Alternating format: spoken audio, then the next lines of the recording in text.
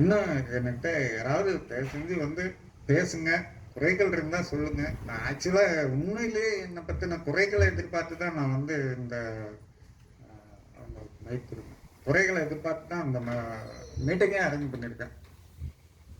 Okay, இப்போ அதில் நீங்கள் எப்படி நெருப்பு எடுத்து போட்டு பிரியாணி செய்யணும்னு நீங்கள் நினச்சிங்களோ அத்தனையும் இன்றைக்கி நாங்கள் வீடியோவை பண்ணியிருக்கிறோம். மிக பிரம்மாண்டமாக 50 கிலோ கறியும் 50 கிலோ ரைஸும் போட்டு ஒன் டைமில் நீங்கள் வந்து 1 ஹவரில் நீங்கள் பிரியாணி பண்ணலாம். அதுக்கு ஈக்குவலான அடுப்பு இங்கே உங்களுக்கு இன்னமும் சாட்சியாக அங்கே பக்கத்தில் தான் இருக்குது. இன்றைக்கி அந்த பிரியாணி தான் நம்ம சாப்பிட போகிறோம். ஓகே, இப்போ என்ன பண்ணணும், நெருப்பு அள்ளி சும்மா மேலே தெளிக்கிறேன். ஆமாம், அள்ளி போடு. அந்த கரண்டியால தூரமாக நின்று அப்படியே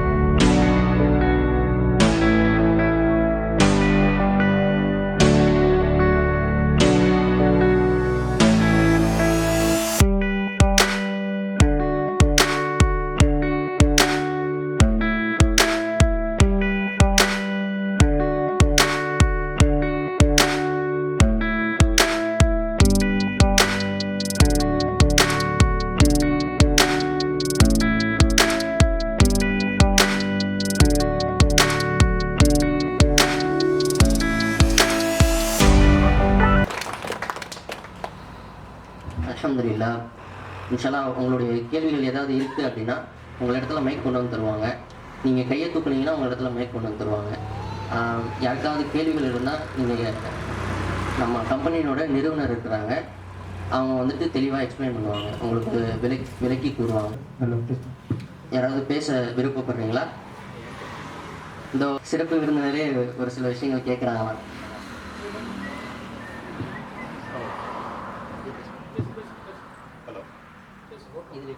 இல்லை ஒன்றும் இல்லை, நான் ஒரு 3 வருஷம் 4 வருஷம் இருக்கும்னு நினைக்கிறேன். நான் அடுப்பு வாங்கிட்டு போனேன். நான் அதில் சின்ன சின்ன மைனஸ்லாம் வந்து திருப்பி அவங்கள்ட்ட சொன்னால் 2வது அடுப்பும் நீங்கள் அனுப்பிச்சுட்டீங்க. இது குறைகளை எதுக்கு நம்ம ஷேர் பண்ணுறோம் அப்படின்னா வந்து எப்போ குறைகளை நீங்கள் கேட்க ஆரம்பிச்சீங்களோ அப்போவே நம்ம வளர்றோம்னு அர்த்தம்.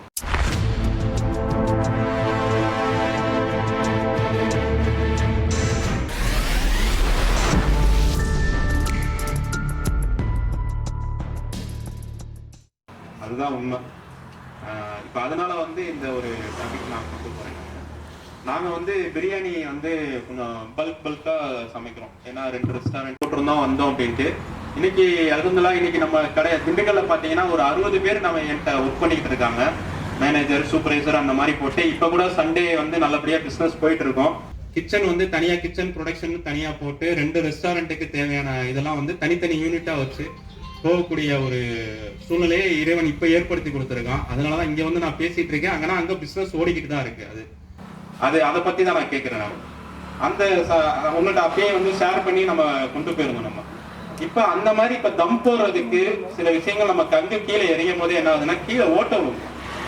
கீழே என்ன ஆகுதுன்னா அது ஒரு எனக்கு ஒரு ஃபெயிலியராகவே அமைஞ்சு அந்த அடுப்பு நான் யூஸ் பண்ண முடியாத அளவுக்கு ஆனது. அதுக்கப்புறம் திருப்பி ஒரு அதை சரி பண்ணி கொடுத்தீங்க. அது வந்து ஒரு 80% தான் எனக்கு வந்து இதாச்சு. திருப்பி அந்த சப்போஸ் நம்ம கங்கு கீழே நம்ம இப்போ தம் அடுப்புனாலே வந்து பிரியாணிக்கு மெயின் வந்து தம் அடுக்கலாம். இப்போ நீங்கள் பண்ணி கொடுக்குறதுல வந்து எனக்கு பெனிஃபிட்டாக பண்ணி கொடுத்துட்டீங்கன்னா நிறைய அது வந்து அச்சீவ்மெண்ட்டாக இருக்கும். ஏன்னா வந்து இப்போ நாங்கள் விறகு போட்டு அடுப்பில் அனலில் நின்று இது பண்ணுறதுக்கு உங்கள் அடுப்பு எவ்வளோ பெஸ்ட்டு. ஏன்னா எந்த டயத்தில் நமக்கு பிரியாணி தீரும், அது எவ்வளவு பக்குவத்துல நம்ம எடுக்கணும் அப்படிங்கறதுல வந்து டக்குன்னு தெரியாது. திடீர்னு ஆர்டர் வந்துச்சுன்னா உடனே ப்ராசஸ் பண்ணுங்கிறப்ப உங்க அடுப்பு இருந்துச்சா எனக்கு யூஸ்ஃபுல்லா இருக்கும். பட் இது ஒரு மைனஸா இருக்கு. இதை எப்படி நீங்க இப்ப காலகட்டத்துக்கு தகுந்த மாதிரி சரி பண்ணியிருக்கீங்க? அந்த பிரியாணி அடுப்பு கங்கு எடுக்கிற மாதிரி ஏதாவது நடைமுறைப்படுத்திருக்கீங்களா? இது எப்படி சாத்தியமா?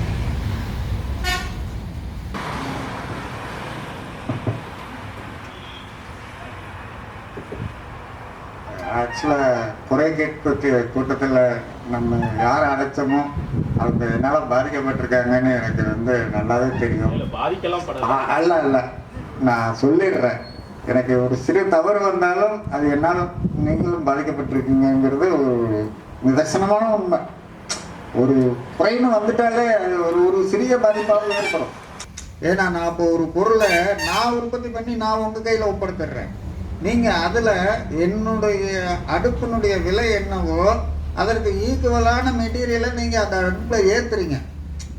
உங்களுக்கு அது காலவாரி விட்டுருச்சு அப்படின்னாக்கா அதான் ஒரு வார்த்தைக்கு சொல்கிறேன், ப்ளீஸ் எனக்கு யதார்த்தமான வார்த்தை தான் வரும், அதுவும் உங்களுக்கு ஒரு பொருள் சேதத்தில் வரும். சரி, இப்போ நான் சொல்லி முடிச்சிடுறேன். ஆக்சுவலாக நான் பவுண்டரி பக்கமும் பெரிய தொழில் நகரங்கள் பக்கமும் நான் வளராதவன். என்னுடைய மூளை தான் எல்லா இடத்துக்கும் போகும், உலகம் பூரா போகும். ஏன் ஸ்பேஸ் விண்வெளியெல்லாம் தாண்டி என்னுடைய மூளை அது மாதிரி போய்கிட்டு இருக்கும். அதோ ஒரு நட்சத்திரம்னா நம்ம மைண்ட் அந்த நட்சத்திரம் வரைக்கும் போயிடும். அப்போ சிந்தனை வந்து எல்லைகளை தாண்டி போயிடும். ஆனால் நான் வந்து ஒரு தொழில்நுட்பம் அவருக்கு என்னோட ஆர்வம் இருக்கிற அளவுக்கு நான் ஒரு தொழில் சார்ந்த இடங்கள்ல நான் வளரலை. ஒன்று, நான் வந்து 2011 யூடியூப் பார்த்துட்டு எல்லாரும் செய்கிறாங்கன்னு நம்மளும் செஞ்சோம். எல்லாரும் இரும்பில் தான் செஞ்சாங்க, நாங்களும் இரும்பில் தான் செஞ்சோம். அது உங்களுக்கு நல்லா தெரியும். அந்த இரும்பில் செஞ்ச வேகத்தில் அன்னைக்கு வந்து கேஸ் வித்த விலைக்கு எல்லாரும் என்னை நோக்கி ஓடியாந்தாங்க. நானும் அந்த அதே இரும்பில் நானும் செஞ்சு கொடுத்தேன். எனக்கும் அது சத்தியமாக தெரியலை. ஏன்னா பவுண்டரி தொழில்நுட்பங்கிறது எனக்கு அப்போ எதுவுமே தெரியாது, நான் ஜீரோ. ஆனால் உண்மையிலேயே பவுண்டரியினுடைய தொழில்நுட்பத்தை பயன்படுத்தினாதான் நீ உங்களை மாதிரி உள்ளவங்க என்னை வந்து நிறைவாக நினைப்பீங்க. அப்போ அன்னைக்கு இருந்ததுலேருந்து திரும்ப நான் என்ன பண்ணேன், உடனே எல்லா டேட்டாவும் எடுக்க ஆரம்பிச்சிட்டேன். நெட்வொர்க்கில் போயிட்டு அதை பார்த்து இதை பார்த்து என்னென்ன மெட்டீரியல், இதனுடைய ஹீட்ஸிங், அதனுடைய வெப்பநிலை என்ன அப்படிங்கிறதெல்லாம் பார்க்கும்போது எனக்கு கேஸ்ட் அயர்ன் அப்படிங்கிறது தெரியுது. ஆனால் அதை எங்கே போய் வாங்குறது, என்ன செய்கிறது எதுவும் தெரியல. கேஸ்ட் அயர்ன் பைப்பை நோக்கி கொஞ்ச நாள் போனேன். ஆனால் இரும்பை விட்டுட்டு கேஸ்ட் அயர்ன் பைப்பை நோக்கி கொஞ்ச நாள் போகும்போது எனக்கு மகாதேவ்னு ஒரு மிகப்பெரிய நிறுவனம், இது டக்டைல்னு ஒரு மெட்டீரியல் எனக்கு அறிமுகம் பண்ணாங்க. இதை வந்து நீங்கள் பயன்படுத்துங்க, கண்டிப்பாக இதை வந்து பவுண்டரியில் தூக்கி போட்டால் கூட, அதாவது பழைய இரும்பில் போட்டால் கூட இதை எடுத்துக்க மாட்டாங்க. ஏன்னா இது பவுண்டரியில் போட்டாலும் இது சீக்கிரம் உருகாது அப்படியெல்லாம் சொல்லி இது நல்ல பொருள் அப்படின்னு சொல்லி என்ன ஒருத்தர் ஏமாற்றும் போது, அவர் ஏமாறலை, எனக்கு விவரம் தெரியாமல் அவர் சொல்கிறாரு. நானும் அந்த பைப்புகளெல்லாம் ஒரு 2-3 லட்சம் ரூபாய்க்கு வாங்கிட்டு வந்து அதெல்லாம் அறுத்து ஒரு அடுப்பாக மாற்றி எல்லாம் செய்யும்போது நீங்கள் சொன்ன அந்த தவறு நடந்தது. திரும்ப நான் அதிலிருந்து வெளியே வர்றதுக்கு ரொம்ப நாள் ஆயிடுச்சு. வந்து திரும்ப பியூர் கேஸ்டிங் அது நல்லா நிற்கும் அப்படின்னு சொல்லிட்டு அதில் இது வந்து நான் சாருக்காக மட்டும் சொல்லலை, என்கிட்ட அடுப்பு வாங்கின அத்தனை பேருக்காகவும் சொல்கிறேன். அந்த பியூர் கேஸ்டிங் அது வந்து நெருப்புக்கு ஏற்று நிற்கும் அப்படின்னாங்க. கடைசியில் அதுவும் நிற்கலை. திரும்ப சில விகிதாச்சாரங்களில் அதுக்கு அது ஏதோ பொட்டாசியம் ஏதோ ஒரு இதெல்லாம் சொல்லுவாங்க, கெமிக்கல் பேரெல்லாம் சொல்லுவாங்க, எல்லாம் போட்டு கலந்து பவுண்டரியில் அதை உருக்கி ஒரு ஜாராக ஊற்றி அதை அடுப்பாக மாற்றுறாங்க. அப்போ வந்து எனக்கு வந்து 100%, நான் 100% எப்பவுமே சொல்ல மாட்டேன், எல்லா பொருளுக்கும் அழிவு உண்டு. ஒரு 90% வெற்றி அதில் எனக்கு கிடைச்சது. அதை நான் இப்போ பயன்படுத்திகிட்டு இருக்கேன். ஆனால் அந்த தொழில்நுட்பம் உங்களுக்கு வந்து சேரலை, அதான் உண்மை. நான் உங்களுக்கு திரும்ப கேஸ்டிங்கில் பண்ணும்போது கூட அந்த அடுப்பு சூப்பராக இருந்தது, நீங்கள் என்கிட்ட நம்பிக்கையோடு எடுத்துகிட்டு போனீங்க. ஆனால் அன்னைக்கு தான் நான் பவுண்டரியை நோக்கி ஹைதராபாத் வரைக்கும் போய் சுற்றி பைக்லேயே இங்கேருந்து என்னுடைய பணியாளர் ஒருத்தரை நான் பின்னாடி உட்கார வச்சுட்டு ஹைதராபாத் வரைக்கும் பைக்கில் போயிட்டு, அதெல்லாம் எவ்வளோ கஷ்டம் தெரியுங்களா. இன்னைக்கு காலையில் 10 மணிக்கு புறப்பட்டேன், சென்னையில் போய் ஒரு அலசிட்டு அன்னைக்கு நைட்டே பைக் எடுத்துக்கிட்டு ஹைதராபாத்துக்கு ஒரு 200 கிலோமீட்டர் பிஃபோரா போய் ஒரு நிழல் படம் மாதிரி உள்ள இடத்துல தூங்கிட்டு, அப்புறம் அவரை ஏன் கூட்டிகிட்டு போனேன்னா, அவர் அங்கே எனக்கு ஒரு பவுண்டரி இருக்குது அது தெரியும், நான் பெரிய பெரிய எலக்ட்ராடெல்லாம் கேஸ்டிங்கில் அடிப்பாங்க, அதெல்லாம் மண்ணுக்குள்ளே மக்கவே மக்காது, நான் அந்த கேஸ் கட்டிங் பண்ணுறதுக்காக முயற்சி பண்ணாலும் இது தொழில்நுட்ப சார்ந்ததாக இருக்கிறதுனால ப்ளீஸ் கொஞ்சம் கேட்டுக்குங்க. அதை கேஸில் கட் பண்ணாலும் கட்டே ஆகாது, அதனால் நம்ம அங்கே போகலாம் அப்படின்னு அவர் சொல்லவும் நானும் ஆட்டுக்குட்டி மாதிரி அவர் பின்னாடியே ஓடினேன் ஹைதராபாத் வரைக்கும். அன்றைக்கி சென்னையிலேருந்து நைட்டோட நைட்டாக அங்கே போய் ஒரு 2 மணி நேரம் படுத்துக்கிட்டு மறுநாள் காலையில் போய் அந்த பவுண்டரிக்கே போய் அங்கே சொல்லி ஒரு ஜாரை செஞ்சு எடுத்துகிட்டு வந்து இன்னமும் அடுப்பாக செஞ்சு அதை நான் ட்ரையல் கூட பண்ணல, அப்படியே தான் இருக்கு. அதுக்கப்புறம் திரும்ப கோயம்புத்தூர், அது நமக்கு பக்கத்து ஊர். எனக்கு கோயம்புத்தூரில் வடிவேல்னு ஒருத்தர் என்ன மாதிரியே அவரும் இந்த ஜாரெல்லாம் செஞ்சு ஃபவுண்டரியில் கொண்டு பாய் நல்லா இருக்குது நீங்கள் வாங்க என்கிட்ட வாங்கன்னு அவரும் கூப்பிட்டாரு. அவருக்கு தொழில்நுட்ப ரீதியாக நிறைய விஷயங்கள் தெரியலை. இந்த அடுப்பு சம்மந்தமாக அவருக்கு நிறைய, நீங்கள் எப்படி பிரியாணிக்காக மற்றவங்களுக்கு சொல்கிறீங்களோ அந்த மாதிரி அடுப்பு சம்மந்தமாக நான் அவருக்கு நிறைய சொல்லி அவரும் இப்போ கோயம்புத்தூரில் ஒரு அடுப்பு கம்பெனியை நடத்துகிறாரு. அவரும் நண்பர், பேர் வடிவேல். அவர் வந்து எனக்கு அவரெல்லாம் அழைச்சிருக்கணும், என்னால் உண்மையிலே முடியல. அவர் வந்து கவுண்ட்ரியாக கூட்டிகிட்டு போய் இப்போ நாங்கள் கவுண்ட்ரியில் ஒரு 3 இடத்துல லிங்க் வச்சு நல்ல ஜார் செஞ்சு இப்போ அதில் நீங்கள் எப்படி நெருப்பு எடுத்து போட்டு பிரியாணி செய்யணும்னு நீங்கள் நினச்சிங்களோ அத்தனையும் இன்றைக்கி நாங்கள் வீடியோவை பண்ணியிருக்கிறோம். மிக பிரம்மாண்டமாக 50 கிலோ கறியும் 50 கிலோ ரைஸும் போட்டு 1 டைமில் நீங்கள் வந்து 1 ஹவரில் நீங்கள் பிரியாணி பண்ணலாம். அதுக்கு ஈக்குவலான அடுப்பு இங்கே உங்களுக்கு இன்னமும் சாட்சியாக அங்கே பக்கத்தில் தான் இருக்குது. இன்றைக்கி அந்த பிரியாணி தான் நம்ம சாப்பிட போகிறோம். ஓகே, இப்போ என்ன பண்ணணும், நெருப்பு அள்ளி சும்மா மேலே தெளிக்கிறேன். ஆமாம், அள்ளி போடு.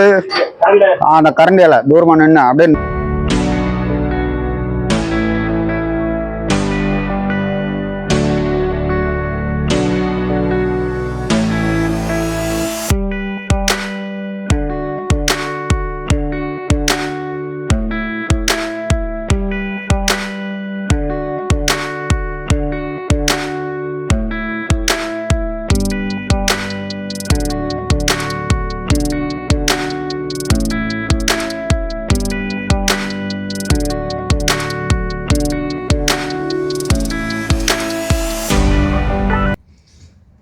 ஆக்சுவலாக அவங்கள அழைக்கும் போது சார் வாங்க இந்த மாதிரி, நீங்கள் சார்னுலாம் சொல்லலை, அத்தா வாங்க, நான் அத்தான்னு சொல்லுவேன். வாங்க இந்த மாதிரி நம்ம ஒரு திண்டுக்கல் பிரியாணி செஞ்சு இந்த மாதிரி நீங்கள் உங்கள் பாலிசிலே செய்யலாம் அப்படின்னு சொல்லி அவங்கள அழைச்சேன். என்னமோ திருப்பதிக்கே லட்டா, பழனிக்கே பஞ்சாமிர்தமா, பழனிக்கே பஞ்சாமிர்தமா அப்படிங்கிற மாதிரி திண்டுக்கல் பிரியாணிக்காரங்களுக்கே நம்ம திண்டுக்கல் பிரியாணி ஆக்கி போட்டால் அது என்ன ஒரு நல்லது இல்லையே. அவர்கிட்ட சொல்லிட்டேன் திண்டுக்கல் பிரியாணி ஆக்கலான்னு வாங்கன்னு சொல்லிட்டேன்.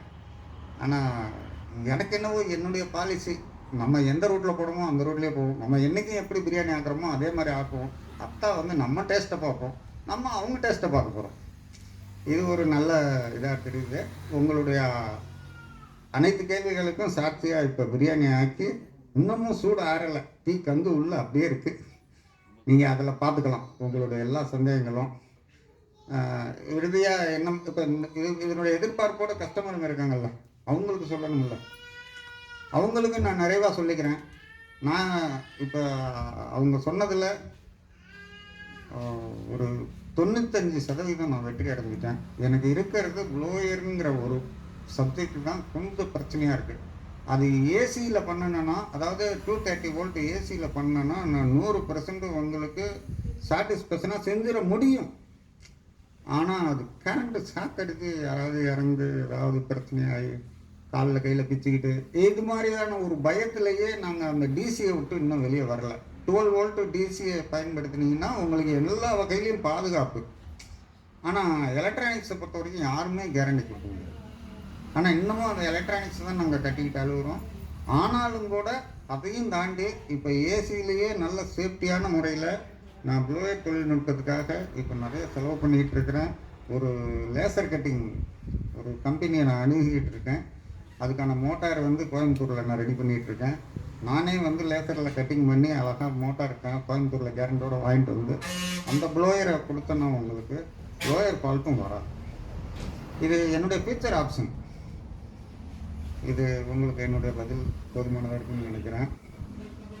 இவங்க மனசில் இருக்கிறது வந்து என்ன, நிறைய பேர்த்தினுடைய மனக்குறைகளை என்கிட்ட நிறைய சொல்லியிருக்காங்க. அதனுடைய வெளிப்பாட்டாக தான் நான் சார்கிட்ட அவங்கக்கிட்டையும் அதே மாதிரி சொல்கிறேன். ஓகே, அஸ்ஸலாமு அலைக்கும்.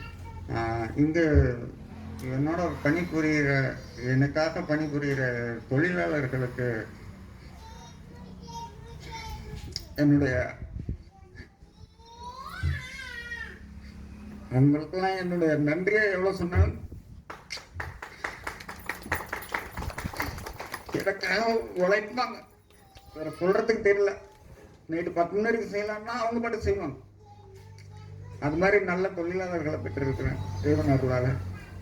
ஏன்னா ஒரு நல்ல தொழிலாளர் கிடைக்கிறதுங்கிறது ரொம்ப பெரிய விஷயம்.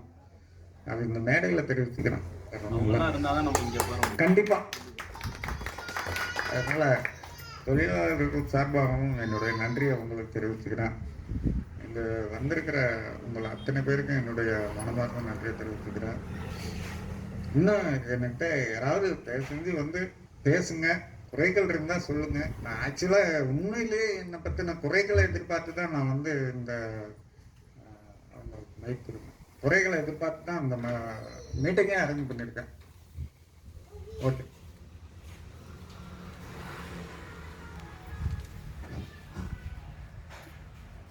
அஸ்ஸலாமு அலைக்கும். சங்கத்தில் உள்ள அனைவருக்கும் என்னுடைய சலாம் தெரிவிச்சுக்கிறேன். நான் இப்போது இந்த ஒரு அடுப்பு ஒன்று வாங்கியிருந்தேன், நல்லா பெஸ்ட்டாக இருந்துச்சு. சிறப்பு பேச்சாளர் அதை கேட்டார், அந்த தம் பற்றி தான் கேட்டார். நான் அதை விளக்கம் சொல்லிட்டீங்க. அதை சார்ந்து என்ன அப்படின்னா, இப்போ நம்ம அந்த அடுப்பு வாங்கினதுலேருந்து ஒரு சின்ன ஒரு அரைப்படி அரிசி ஆக்கினாலும் சரி, ஒரு கொஞ்சோடு குழம்பு ரசம் வச்சாலும் சரி, அதில் தான் நாங்கள் செஞ்சுட்டு இருக்கிறோம். ரொம்ப சந்தோஷம். ஏன்னா நல்லா பெஸ்ட்டாக இருக்குது. எனக்கு பெரிய சட்டி வச்சு ஆக்கும் போது நீங்கள் அந்த இழுத்து விரவு போடுற மாதிரி வச்சுருக்கிறீங்க. சின்ன சட்டி வைக்கும்போது அந்த இழுக்கும் போது என்ன ஆகுது, ஆடுது, பேலன்ஸு கம்மியாக இருக்குது. இதுக்கு என்னுடைய இது என்ன அப்படின்னா, என்னுடைய கோரிக்கை தான், அந்த மேலே இருந்து விரவு போடுற மாதிரி ஏதாவது உங்களால் செஞ்சு கொடுக்க முடியுமா என்ன சொல்லிட்டு கேட்குறேன். அதோட நான் குவைத்திலேருந்து இந்த குவைத்தில் வர்றதுக்கு முன்னாடி என்னுடைய கரண்ட் பில்லாம் வந்து ரொம்ப கம்மியாக இருந்துட்டு இருந்துச்சு. நான் என்னைக்கு இந்த அடுப்பு வாங்கி நான் வேலை செஞ்சுட்டு இருக்கணும், அதுலேருந்து எனக்கு கரண்ட் பில்லு கொஞ்சம் அதிகமாகிட்டு இருக்குது. இது மூலியமா கரண்ட் அதிகமாகுதா என்ன ஏது அப்படிங்கிற ஒரு சிறிய விளக்கம் எனக்கு கொடுக்கணும். அஸ்ஸலாமு அலைக்கும். அதாவது 2 விதமான குறைகள் அவர் சொன்னதிலிருந்து நான் புரிஞ்சுக்கிட்டேன். அடுப்பு இழுக்கும் போது அடுப்பில் போதிய வெயிட் இல்லைன்னா அந்த அடுப்பு அப்செட் ஆகிறதுக்கான வாய்ப்புகள் இருக்குது. அதில் என்ன ஒரு விசேஷம்னா, அந்த நாங்கள் கொடுக்குற அந்த கம்பி வந்து கீழ் நோக்கி முட்டுக்கட்டை மாதிரி இருந்துச்சுன்னா அந்த அடுப்பை வெளியே கலட்டுறதுக்கான ஆப்ஷன் குறைஞ்சிருக்கு. அதுக்கு இப்போ நாங்கள் சமீபத்தில் நேற்று கூட ஒருத்தர் ஒரு 37,000 ரூபாய், இந்த அவர் பேர் கள்ளக்குறிச்சியில் வாங்கிட்டு போனேன். அவங்க வந்து ஒரு அடுப்பு வாங்கிட்டு போனாங்க. அவங்களுக்கு இதே அப்செட் ஆகிற பிரச்சனை. அதெல்லாம் பெரிய பிரியாணி சட்டி, அப்போ அடுப்பு செம்ம பெருசு, அது கிட்டத்தட்ட 40,000 ரூபா அடுப்பு. அதில் வந்து இந்த அப்செட் ஆகாமல் இருக்கிறதுக்கு கீழே வந்து ஒரு போல்ட்டு போட்டு கொடுத்துருவோம். அடுப்பை வெளியே கழட்டும் போது போல்ட்டை கழட்டிடலாம், மீதி நேரம் அந்த போல்ட்டை போட்டுடலாம், அப்செட் ஆகாது.